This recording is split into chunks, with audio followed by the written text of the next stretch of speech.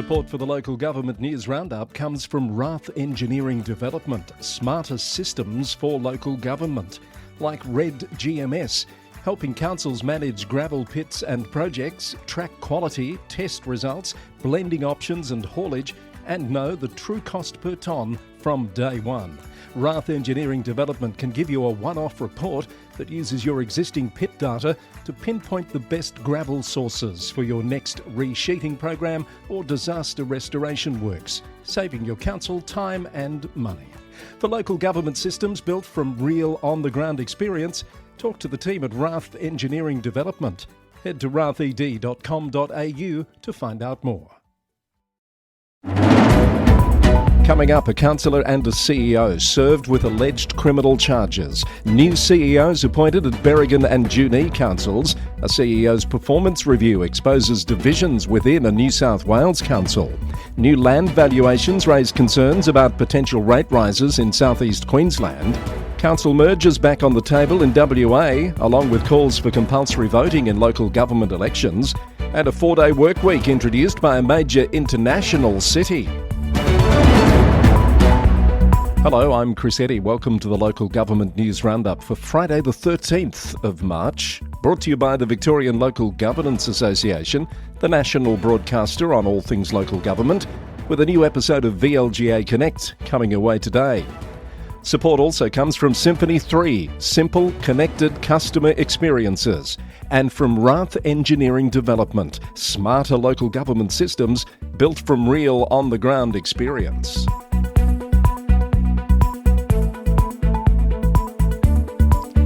Thanks for joining us for episode number 562 of the Local Government News Roundup. Headed with shocking news out of Hepburn Shire Council, which is standing by its CEO Bradley Thomas and Councillor Don Henderson after they were served with alleged criminal charges in the Ballarat Magistrates Court. The council says the charges were initiated by a private individual and that there's been no investigation or fact-finding process by Victoria Police or a public prosecuting authority. The Herald Sun reported that the charges have been brought by local businessman David Penman, who is alleging the misuse of ratepayer funds, misuse of position and misconduct in public office. He told the masthead that the action relates to defamation action brought by the council in response to material published online alleging corruption, dishonesty and incompetence by Mr Thomas and Councillor Henderson. Under the Local Government Act, Councillor Henderson is automatically stood down while the matter is managed. But Mr Thomas is not legally required to step aside and will remain in his role. The council says it's taking the allegations seriously and will follow any recommendations made by the courts. Some of the hardest calls councils respond to start with a dog attack, and East Gippsland Shire says the numbers are rising. More than 140 attacks were reported last financial year, with 31 already this year, some causing hospital treatment, vet bills and the death of pets. Mayor Councillor Jodie Ashworth says the council is stepping up patrols and enforcement and urging owners to keep dogs securely contained at home and on a leash near paths, playgrounds and waterways. The council says police should report attacks straight away and provide details if it is safe to do so. Pyrenees Shire Council is weighing the future of its curbside waste collection. A business case to be presented to Monday's council meeting compares the current private contract, valued at $700,000 annually, against a proposed in-house model.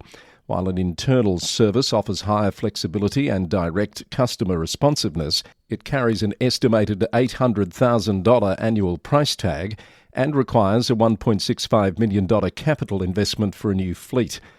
Council officers cite high operational and industrial risks for the transition. As a result, they're recommending a 1-year contract extension to June next year while preparing an internal estimate to benchmark against future public tenders. Meanwhile, at Mornington Peninsula Shire, councillors are set to vote on how to roll out Victoria's waste reforms designed to standardise services and lift recycling. The changes point towards a 4-bin system with separate streams for general waste, mixed recycling, food and garden organics and glass.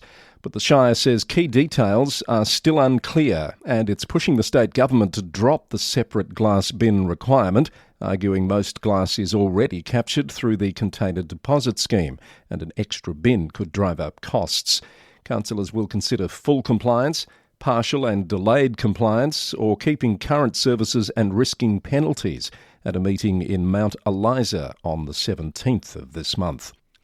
With the Port Fairy Folk Festival over and access improved at the South Combe Park precinct, Moyne Shire Council says it will begin a technical investigation into the Port Fairy pool and gym in the coming days. Inspectors will assess the building, plant and pool infrastructure, including structural elements, and the extent of mould contamination. Mayor Councillor Jordan Lockett says the findings will guide the council's next steps and provide cost estimates for rectification, maintenance and renewal. Mount Alexander Shire Council has bought land in High Street, Malden, setting up the first project for the new Mount Alexander Affordable Housing Trust. The plan is for 2 modular homes for local workers, backed by a $650,000 big project grant from Community Bank Malden and District, plus $400,000 from the council. The homes will be managed by community housing provider Haven Home Safe, and council says tenants could be on site in 2027. Latrobe City's Mayor Sharon Gibson has led a delegation to Canberra this week, meeting with Prime Minister Anthony Albanese and Member for Gippsland Darren Chester at Parliament House. A key advocacy priority was the city's advanced air mobility precinct and infrastructure activation to support future residential and commercial precincts, along with community safety initiatives and the region's economic diversification. The council says the Prime Minister has agreed to a future visit to the region. And in Bannockburn, the bus stop has become a symbol of how hard it can be to get around without a car. Golden Plains Shire Mayor Councillor Owen Sharkey has joined a local long wait, urging the Victorian Government to strengthen public transport links to Geelong. The council says Bannockburn is the only township in the Shire covered by the current network review, but it has just 4 weekday services to Geelong and fewer on weekends. Councillor Sharkey says limited buses hit people on low incomes, older residents and people with disability the hardest, leaving some effectively cut off from work, healthcare and community life. Also happening with the Victorian state election on the horizon, Port Phillip Council has launched an online election hub, setting out the council's key asks and tracking what candidates promise in return. Mayor Councillor Alex Macon says the themes are connection and belonging, backed by practical needs like more frequent public transport, community safety and well-being, coastal erosion protection and better community facilities. The City of Greater Bendigo is inviting experienced mural and street artists to create new work for the Pennyweight Walk Open Air Gallery right in the city centre. Only shortlisted artists will be paid to develop a concept. Work's due to be painted from the 16th of May. And the City of Monash is asking residents what they want from local libraries over the next 5 years as it drafts a new long-term vision and strategy. The council says it's already investing, with work underway on a bigger Glen Waverley library alongside upgrades at other branches. Submissions to the strategy are open until Sunday the 5th of April.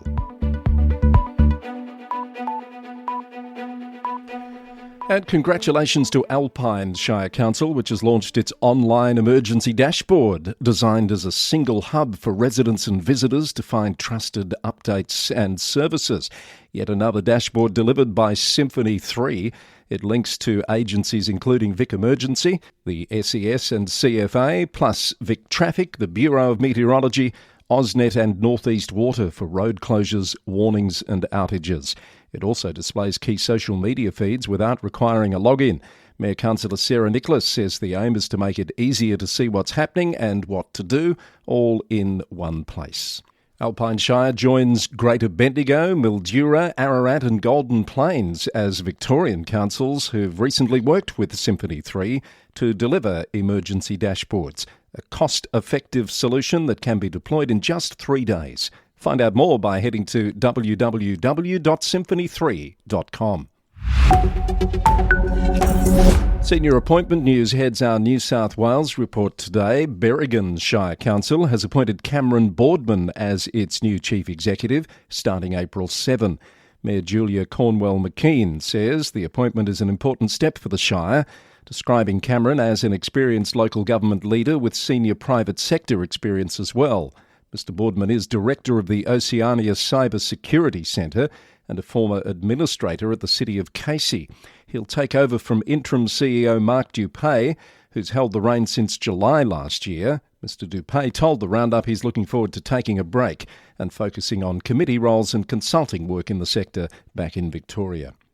Junee Shire Council has appointed Michael Jackson as its new General Manager, following a recruitment process it described as highly competitive. Mayor Councillor Bob Callow says the council was pleased to make Mr Jackson its preferred candidate and believes the experience will help guide the Shire through its next stage of change. Mr Jackson most recently worked as Director Operations and Planning at Kempsey Shire Council and also acted as General Manager there for 5 months. He's due to start in Junee on the 28th of April on a 5-year performance-based contract. Clarence Valley Council has formally noted the annual performance review of its General Manager, Laura Black, but the vote has exposed deep divisions. The review panel, chaired by Mayor Ray Smith, praised Ms Black's work to modernise the organisation and steady the workforce. It also cited the Clarence Regional Aquatic Centre delivered on time and on budget. But according to the Northern Rivers Times, Deputy Mayor Greg Clancy says he agreed with the performance ratings but not the process, and he and Councillor Lynn Cairns voted against noting the review. A former Wagga Wagga councillor is back in City Hall, according to the Daily Advertiser, with Mick Henderson reinstated to fill the seat vacated by Tim Cochelle.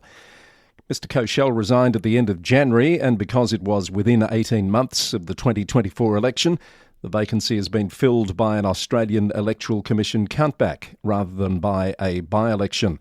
Henderson previously served on the council from 2021 to 2024 and returns immediately after confirmation of the countback result. After years of public debate, the split of Cootamundra-Gundagai Regional Council is now turning into detailed back-end work. Council says the job is to unwind almost a decade of shared systems, from contracts and payroll to property and supply chains, so 2 independent councils can start without disrupting services. Mayor Councillor Ab McAllister says that includes a major upgrade of the council's enterprise resource planning system, now followed by months of scoping and consultation before building 2 separate platforms and migrating data ahead of the planned start date of July 1 next year.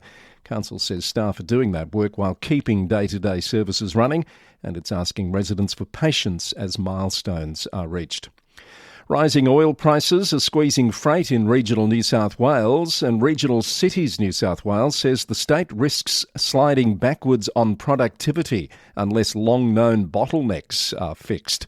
The group's chair, Lismore Mayor Councillor Steve Krieg, says the freight network is worth about $66 billion, but bridge limits, detours and underloading are holding it back.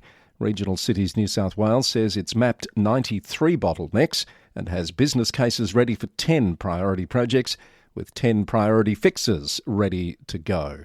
Councillor Krieg has agreed to join us here on the Local Government News Roundup next week. Look out for that in Roundup Extra on Wednesday. Upper Hunter Shire Council has moved to solidify its regional partnerships and progress the future of aged care in Merriwa following an extraordinary meeting this week. Councillors voted unanimously to inform the Minister for Local Government that the Shire intends to remain a member of a joint organisation. The Council highlighted that the joint organisation model is the most effective way to support ongoing collaboration across the Hunter and Mid-Coast regions. While the Shire expressed a clear preference to retain its existing membership in the Hunter joint organisation, it has reserved the right to review this position should the Minister impose any changes. Meanwhile, the future of the 16-bed Gumman Place hostel is moving into a new phase. After meeting in a closed session to discuss confidential commercial details, the Council resolved to note the expressions of interest received from aged care providers. The General Manager has been delegated the authority to continue negotiations with interested parties to operate the facility as a licensed assisted boarding house, with a further report to come to Council. And Orange City Council says one recent court case should be a wake-up call for dog owners after 2 separate attacks on people The council says 4 dogs were involved, roaming off a property and then not being kept under control in public. In one incident, a person suffered multiple bite wounds and needed medical care. The court fined the owner $4,500, banned them from owning dogs for 5 years and ordered legal costs of $6,500. Councillor David Mallard says the council will take action when owners breach the law and urges people to keep dogs contained at home and on a leash in public unless in a designated off-leash area. In other news, Parramatta City Council is urging the federal government to rethink plans to sell the 1.23-hectare Lancer Barracks site, described as the oldest active military facility in Australia and part of the area's living heritage. Lord Mayor Councillor Martin Zeta says the priority should be keeping it in public ownership. China's men's and women's cricket teams are spending 6 weeks training at Blacktown International Sports Park. Blacktown City Mayor Brad Bunting says the visit shows the venue is built for everyone, from community sport to elite programs. And Wollongong Council is pushing ahead with 2 new skate parks, one at McCabe Park in the city centre and another at Thirroul. It says tender documents for design and construction are nearly ready, and once a contractor is chosen, the next step is targeted workshops with local skaters and the wider community to shape a draft concept. This is the Roundup for Friday the 13th of March, brought to you by the Victorian Local Governance Association, which is holding one of its member-exclusive Lunch and Learn sessions on Friday the 27th of March from 12 noon. This free event will explore psychosocial hazards and the council's role as the CEO's employer. The VLGA's Head of Local Government Programs and Policy, Dawn Bray, and Managing Partner from Justicia Lawyers, Melissa Scadden, will lead the Lunch and Learn session. They'll break down the responsibilities of councillors under an emerging piece of legislation. You can register for the event by heading to the events page on the VLGA website. That's at vlga.org.au. Now, if you own land in southeast Queensland, your next rates notice could be based on a much bigger number. ABC News has reported that the state's latest valuations show big jumps in several fast-growing areas, including Ipswich up 51% and rises of around a quarter on the Gold Coast and the Sunshine Coast.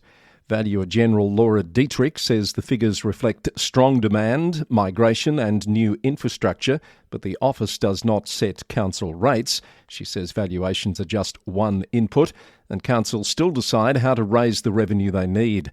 The new figures take effect in June based on land values as at October 1st. Lockyer Valley Regional Council has moved to allay fears about the new valuations. It's one of the 15 affected councils. Deputy Mayor Councillor Chris Wilson said council sets rates using a model that smooths out big swings. He says the council's average rate increase over the past 4 years is 3.7%, and the aim is to keep rises to the minimum needed to maintain services. The Gold Coast is rolling out a $10 million program to build modular change rooms designed for women and girls at community sporting clubs as participation surges. Mayor Tom Tate says construction is due to begin mid-year, with new buildings offering toilets, showers and dedicated change facilities for female players. He says women's participation on the Gold Coast has risen by almost 50% since 2021, exposing how many clubs are still built around male-first layouts. Bundaberg Regional Council is trying to capture a fleeting but important record, the highest water reached in last week's flooding. With some areas still cut off, council's survey teams can't get in to document flood heights. So the council is asking residents who can do it safely to mark the water line with a stick or other marker and take a photo showing the height plus the date and time. Local Disaster Management Group Chair Mayor Helen Blackburn says the community's images will help build an interim record to guide recovery and improve future planning. On the Cassowary Coast, new flood sensors are going live on the council's disaster dashboard in a 3-year trial aimed at giving earlier warning of local flash flooding. Sensors have been installed in known trouble spots, feeding real-time water level data into the online map. Cassowary Coast Regional Council says residents can tick water levels on the dashboard, then tap a sensor to see recent trends and zoom in on specific timeframes. Mayor Teresa Millwood said the trial should help people spot risks sooner, but the community should still rely on official warnings during severe weather. And copper theft can knock out streetlights, phone lines and rail signalling, and it can cost councils and utilities heavily to repair. In Moreton Bay, the council says new laws are aimed at cutting off the trade that makes the crime pay. Mayor Peter Flannery says the city has been pushing for tighter rules after repeated thefts hit local infrastructure and ratepayers. The changes strengthen penalties and enforcement and put more scrutiny on scrap metal dealing to make it harder to profit from stolen copper. Let's go to South Australia, where Port Lincoln's mayor is being recognised for lifting women's voices in local government. Diana Mislov has been named South Australia's 2026 Joy Bailach Award winner, presented by the Local Government Association, honouring women who lead, inspire participation and make a difference in their communities. The council says Councillor Mislov has used the role to push for more inclusive decision-making and to advocate for regional priorities like housing, childcare, health services, environmental management and major infrastructure. Mayor Mislov says the award is an honour and that women's voices must be heard as communities plan for the future. Streaky Bay Council is asking state election candidates to put some big local issues on the agenda, from water to phone coverage. The council says mobile black spots are a major break on the Eyre Peninsula, with Telstra identifying a need for more than 30 extra towers. Radio 5CC reported that the council wants an $8 million contribution to help fund the build and another $500,000 for a detailed study into long-term water supply options. And in South Australia's Riverland, the push for more affordable homes is taking a practical step forward. In Daily SA reports that Renmark Paringa Council has signed off on a $3 million expansion of its community wastewater system, paving the way for a new development on the edge of town. Mayor Peter Hunter says the plan has been 10 years in the making and the cost will be recouped over time through developer contributions. The site could eventually host more than 500 homes aimed at people priced out of metropolitan Adelaide. In Western Australia, the question of whether some councils should merge is back on the table. Local Government Minister Hannah Beazley says the collapse of the City of Nedlands Council has sparked a wider conversation about what structures best serve local communities. She was speaking on ABC Perth and says the sector should be open to amalgamations where it makes sense and where councils can deliver services more effectively. She says it's not just about Nedlands, but about making sure local government is stable and focused on what residents need. Some country councils in Western Australia say it's time to revisit compulsory voting at local elections, as turnout drops and councils worry candidates can be elected on very small numbers. ABC News reported that the city of Busselton has backed the move after Mayor Phil Cronin says mandatory voting is democracy working at its best.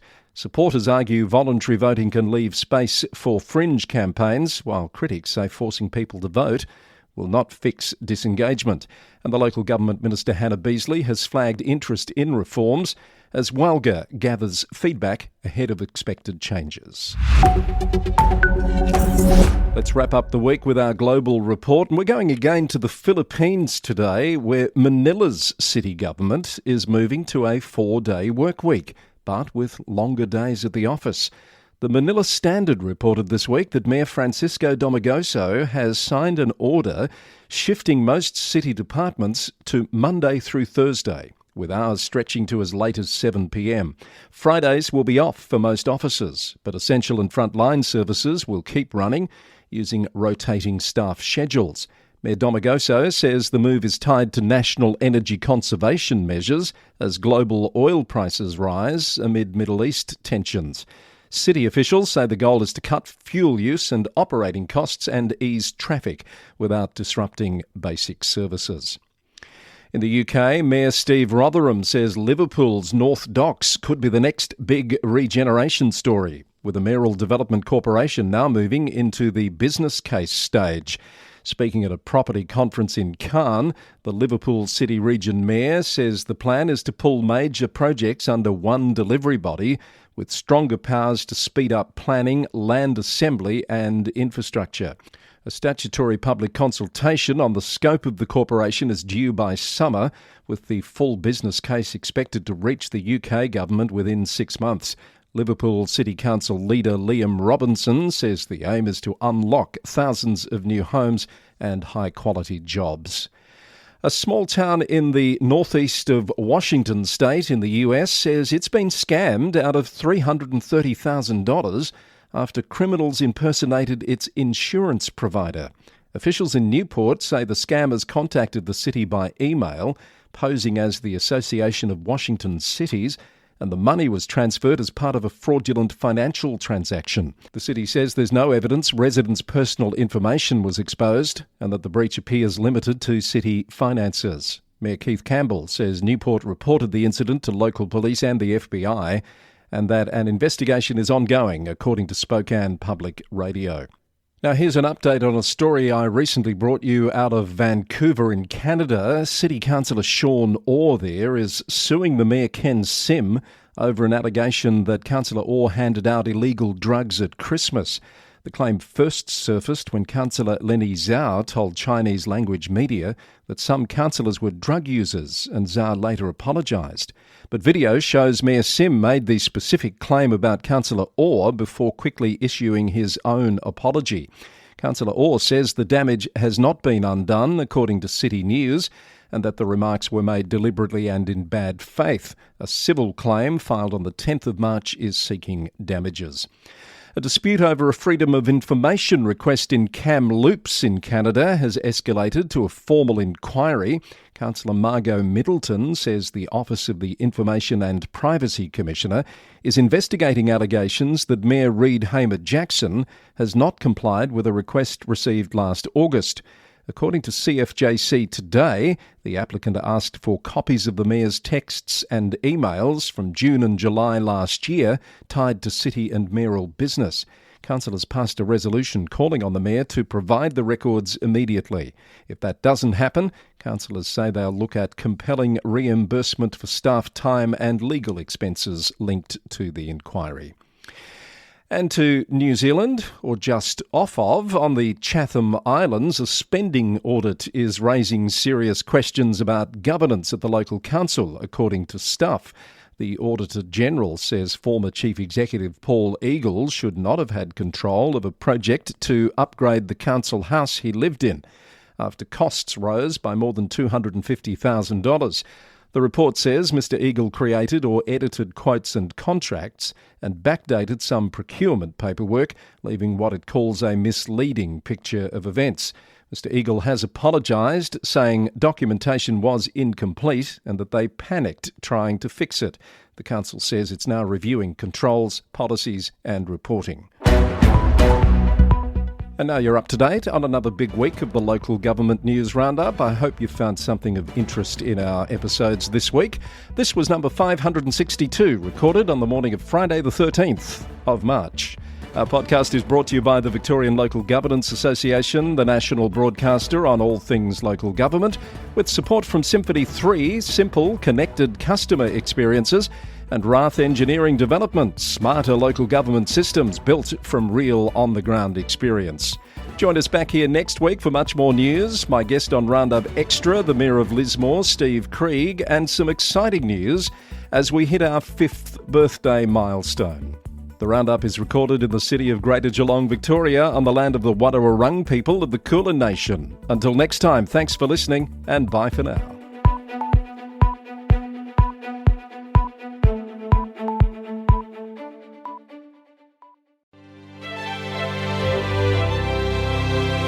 Support for the Roundup comes from Symphony 3. Councils around the country are working hard to keep their communities safe and prepared before, during and after emergencies such as bushfires and floods. And in recent weeks, Symphony 3 has been working with councils around Victoria, including Greater Bendigo, Mildura, Ararat and Golden Plains, to create emergency dashboards, pulling together live data including weather, traffic, emergency incidents, unplanned and planned disruptions, news and social media feeds. An emergency dashboard is cost-effective and can be deployed in just 3 days. Find out more at www.symphony3.com.